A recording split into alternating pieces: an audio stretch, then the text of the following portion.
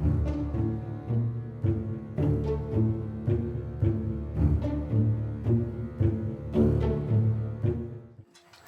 it's Mark from Mark's Side Projects. Carnival of Adventure YouTube channel. I originally filmed intros and outros to these two different videos on site, on location. But they're kind of small, so I'm putting them together and contrasting. First we have Witch's Woods. It's at a ski area, so there's some type of amenities here that you don't get at other haunts. There's a second. We probably wouldn't get anything because it was so dark anyway. So here's some pictures from the event, and then I'll come back. Hey, Mark here. I'm at Witch's Woods in the Neshoba Valley ski area, and here we go.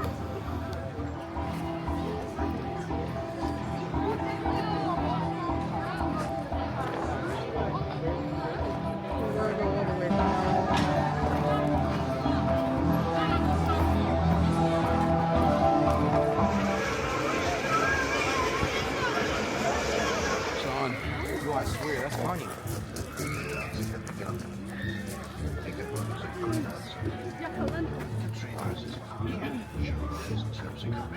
Hey Meta, take picture. Take a picture. I don't know why my screen looks like that. Everyone said their farewells and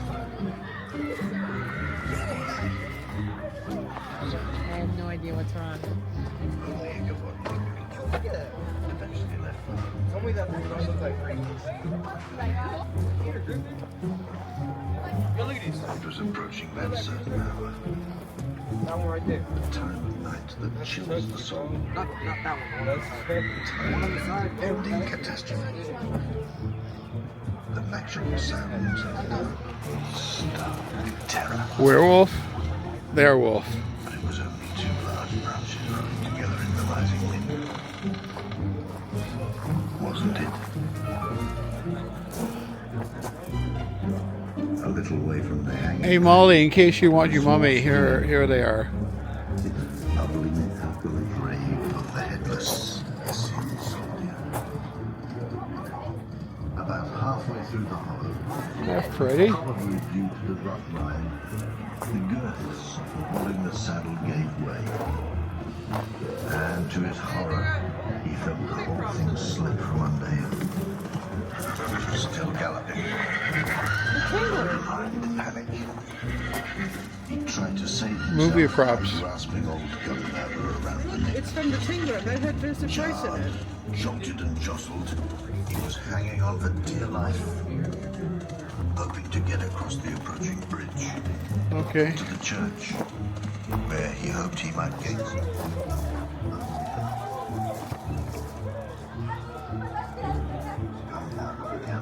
Guess he's been hanging around here too much.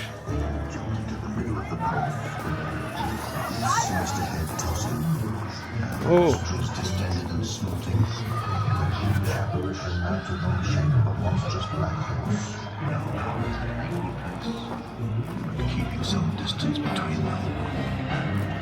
Ichabod soon made quicker in an effort to get away, but the stranger quickened too.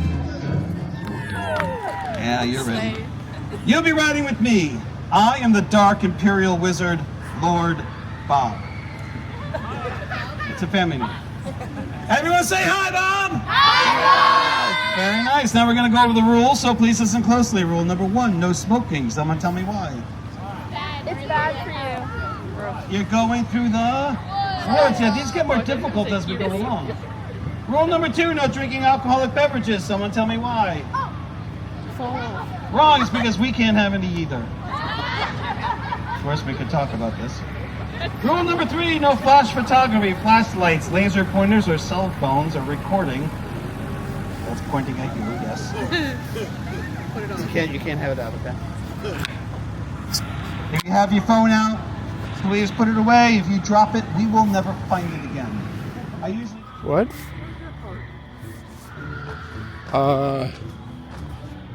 Okay, I guess. I haven't died yet.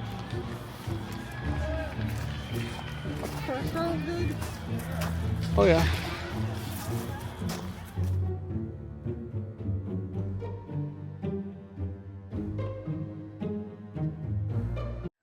And that was some of the Witch's Woods. Now, the 3 haunted houses. There was one that was outside, and that was good, except some of the scary guys were not well lit enough. They didn't have lighting, dynamic lighting, to show the scare actor when they were coming out. Some haunted houses do that. When lights and sound, they have lights and sound come out as the scare actor comes out, maybe 15-20 seconds. It's on a timer or something that the scare actor has to deal with. Witch's Woods, the outdoor one was kind of neat that it was outdoors, but it was pretty dark. And there was definitely some scare actors there that I probably wanted to see better and didn't get a chance. The vampire one, again, decent scare actors, kind of dark. The only jump scare of the entire thing was after I was leaving it and he was outside the door scaring people after they left the door. That was my only jump scare of that night. And the clown one, was not dark, mostly because it's like psychotic neon clowns. So you needed some lights for the neon to appear, and there was a lot of neon and really no plot. I mean, the castle one, not tremendous plot. Vampires, that was the plot. Psycho clowns, yes, there was. That was it. Carnival food, carnival rides. I think carnival rides, they had several scare actors outside scraping shovels into sparks. A trope that I've seen at several other places where they probably stole that from. There was a giant stilt walker clown or something. Not too many in the scare actors wander around the place, but it was meh. I think I paid $39, $41 for it. I paid $41 for it because it was one of the opening weekends. And it looked like they had room for lines to go on for hours for each attraction. And if it gets that many people, I don't know why. Those people should get in a car and drive 15-20 miles north to go to this next attraction we're going to talk about. Again, Witch's Woods, The next attraction is Fright Kingdom of Nashua, New Hampshire. I've known people that work there. I've known people that have built sets there. I've heard nothing but good things. I decided to actually go. It cost me $39, cheaper than Witch's Woods. And I believe that price is the same no matter what time you go. Witch's Woods price differed depending on what time of year you went. The closer to Halloween, I think it got more expensive.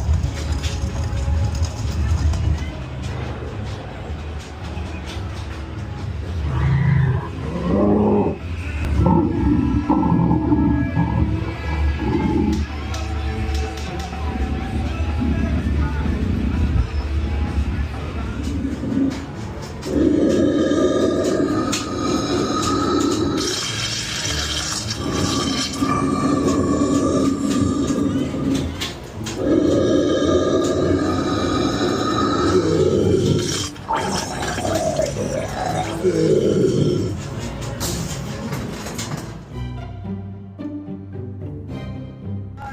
here at the Dark Ride. Archery, shoot some balls. Head over to Chew and Screw. Grab some of their delicious popcorn before they are sold out for the evening.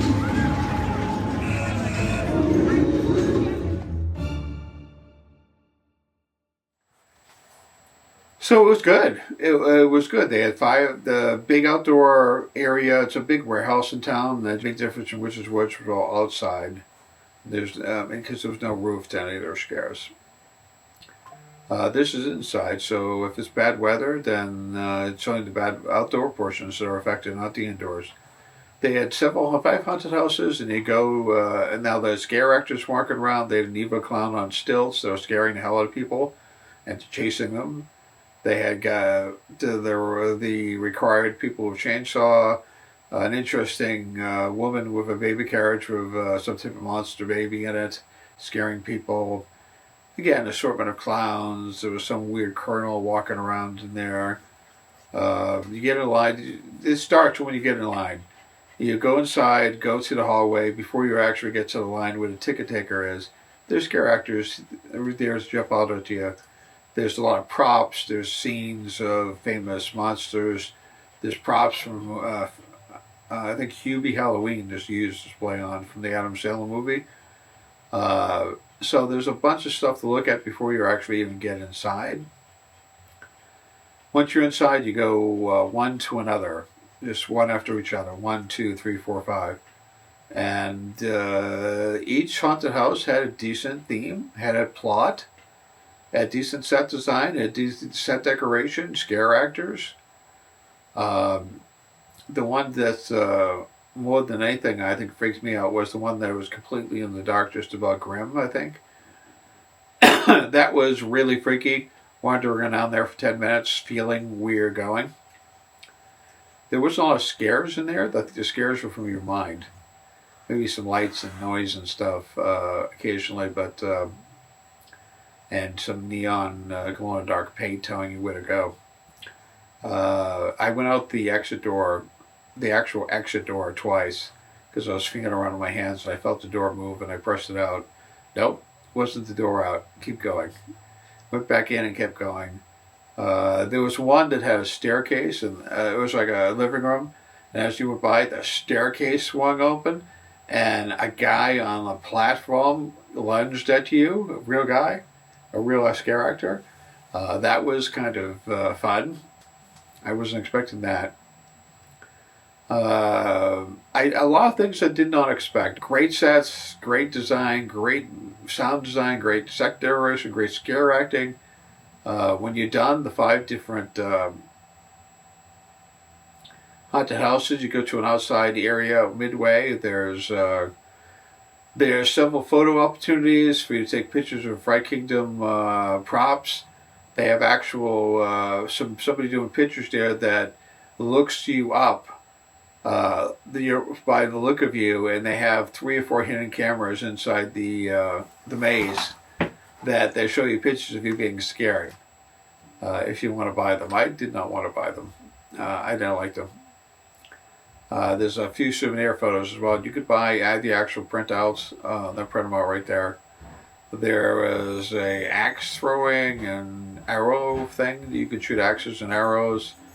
There's pizza. There's a French fried dough.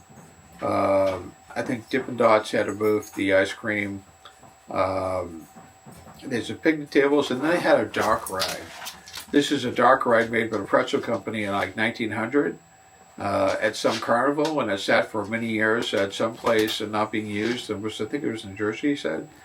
And they finally bought it and they've lovingly restored it to original condition. It's gravity fed, so they push you to a thing that brings you up a hill, and then you roll through the rest of the thing on gravity propels you. They've restored all the individual fright things. They've added seemingly 2 haunted people, actual scare actors in it. It takes about a minute, but it's mostly in the dark. It's this light for the scary areas, so it seems like it's longer than a minute. I show you, I taped the whole thing with my new Meta, these are not it, smart glasses, so it's a little dark, but the areas that are light will come on.